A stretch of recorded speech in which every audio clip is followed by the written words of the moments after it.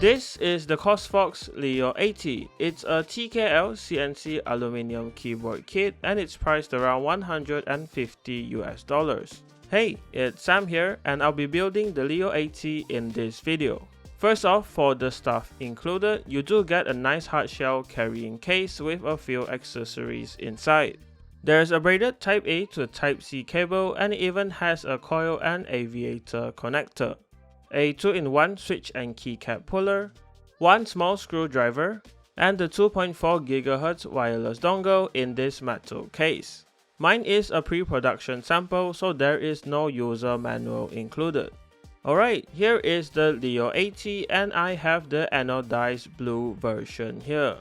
The keyboard is CNC aluminium, so it's really heavy, around 1.9 kilograms or 4.2 pounds.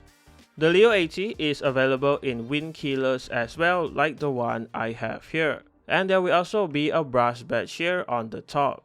This keyboard kit also comes with these clear screw-in stabilizers, so you don't have to get your own.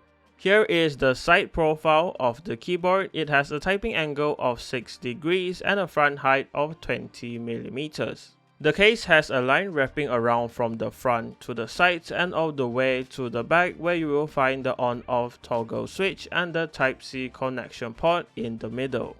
On the bottom, there's 4 rubber feet, a huge brass weight in the middle, and 2 strips of RGB lighting on the sides. It does look pretty cool, but it's not really visible from the sides when you're using the keyboard. And here's how the keyboard looks with the RGB on. Alright, before I build the keyboard, let me show you what's included inside. The 8 screws on the bottom can be removed with the small screwdriver included, and once the case is open, there's just 2 more cables that need to be disconnected from the PCB. So on the top case, there's the wind key blockers included and the badge here, which is held in place with 2 screws. This badge is removable and there's also an extra switch slot on the PCB if you want to use an extra key. And if you look closely, it appears that the PCB does support a knob here as well. The bottom part of the case has the diffusers for the side RGB, the 3000 mAh battery, and the daughter board here in the middle.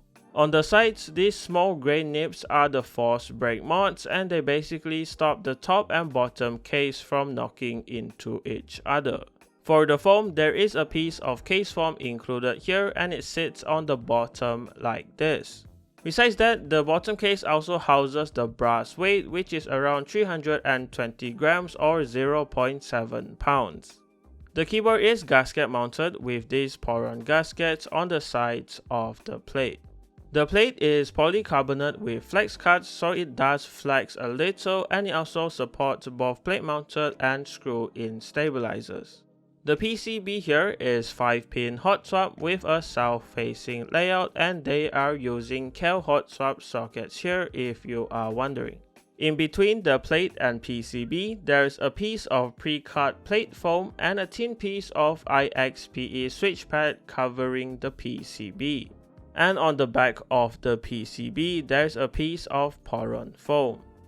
Now, starting the build, I will be lubing the stabilizers first. For this, I'm using Chosfox XHT BDZ but in a syringe. This just makes it easier so I don't have to take out the stabilizers for this. All I have to do is just lift up the stabs a little and inject some of the lube into the housing. Personally, I prefer this method, but I do admit it's not as good as hand lubing the stabilizers. Once the stabilizers are done, it's time for the switches. These switches were sent over by Chosfox and it's their White Fox linear switch. It has an actuation force of 47 grams and bottoms out at 55 grams. Inside it has a palm stem which has factory lube and a 22mm 2-stage spring. So not only does it feel smooth, but it also looks great with RGB because it has an LED diffuser.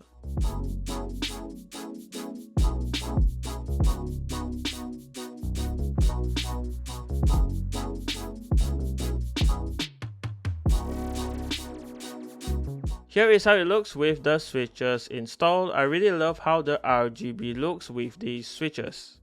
For the keycaps, I'll be using the Weathering keycap set by Error Key.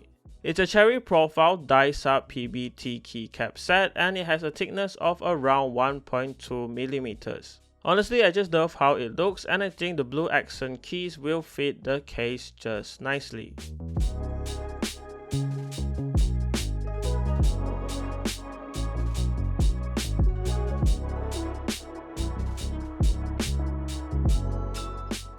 Alright, with everything installed, the keyboard is done. I like how it all came together. Now please enjoy some B-roll before the typing sound test.